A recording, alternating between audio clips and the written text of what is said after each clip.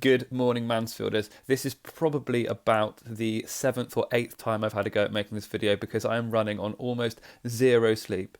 But I'm going to do my best, and this time is going to be the final take, I'm sure of it. Okay, happy Wednesday, and I hope that you've had a lovely, lovely start to your week.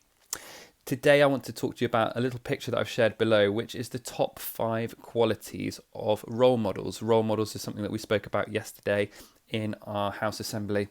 And I want to focus on one of those qualities in particular, because it's what I think is one of the most important qualities of being a role model. And that is about having a passion and an ability to inspire and share it with other people. I know when I was talking about this with Sarah the other day, that I used to love it. I used to find it very strange when I saw a teacher from school outside of school. I always picture teachers being people, when I was little, that almost seemed to live in school, that they didn't have any interests in the world outside, that they were only there to teach me and do nothing else. But hey, as you grow up, you'll start to realise that all of the teachers around us are actually people too who have got a history of interest in all sorts of different things and enjoy a rich life outside of Clifton College. And I used to love it when my teachers gave me a glimpse of that world, and then I'd understand a little bit more about them. Just like when I share a picture of you, of Max with you, or a little video, I know that you guys enjoy it, and it's a bit surreal, but you guys getting to see inside my house is a little bit of fun. I love it, for example, when I hear these tiny glimpses of Mr. Higgins' dog, Misty, in the background of his videos, or when Mrs. Walton shared some pictures with me of her holiday on Briar for our Year 5 work at the moment on the Scilly Isles. Getting a glimpse, a kind of snapshot into the world of our teachers and the people that we know and what inspires them outside of our classroom is really brilliant. Today I want to just take 3-4 seconds, or probably a little bit more than that, to share a passion of mine with you. It might be something that you're not interested in at all, but it was really what inspired me to get into my degree of German and Dutch, and that was because my role model at secondary school was Mr. Patterson, who I mentioned on Tuesday, who was my German teacher. And it wasn't until I saw him flick into German and speak in German that I just was like, whoa, this teacher in my school has got an almost kind of whole different world that he's part of, that he went and lived and studied abroad and brought with him all this experience. And when he switched into another language, it was like he was a different person. And I just found it kind of jarring and strange and weird at first, but his passion for it rubbed off on me. And I love this idea of being able to communicate with people no matter where you are. And so languages became a real passion of mine. And it's not something I get to share very often, very occasionally with Amelia Landham's mum. She'll indulge me with a goeiemorgen in Dutch in the mornings. But what I would like to do today is just for a couple of minutes, not even that probably, read you the first paragraph of a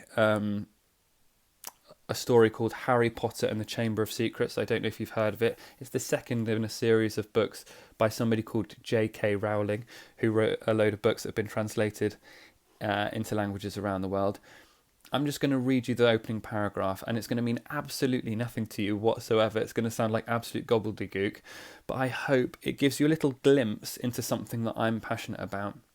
This week, I'm going to set you a challenge afterwards, which is to write below, what is the thing that you are passionate about? What is the thing that you really love, that you hope other people share in that passion with you? So, without further ado, I'm just going to read you the opening paragraph of Harry Potter and de Geheime Kamer, which is the Chamber of Secrets. Okay, so hoofdstuk 1, chapter 1, Een vreselijke verjaardag, which in English translates to a terrible birthday, or I think in the actual book it's called the worst birthday.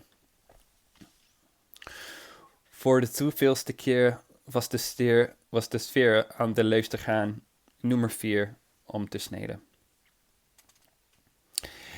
Herman Duffeling was in het holst van de nacht wakker geworden door een krassend geluid uit de kamer van zijn neefje Harry. Dat is de derde keer deze week, bulderde hij tijdens het ontbijt.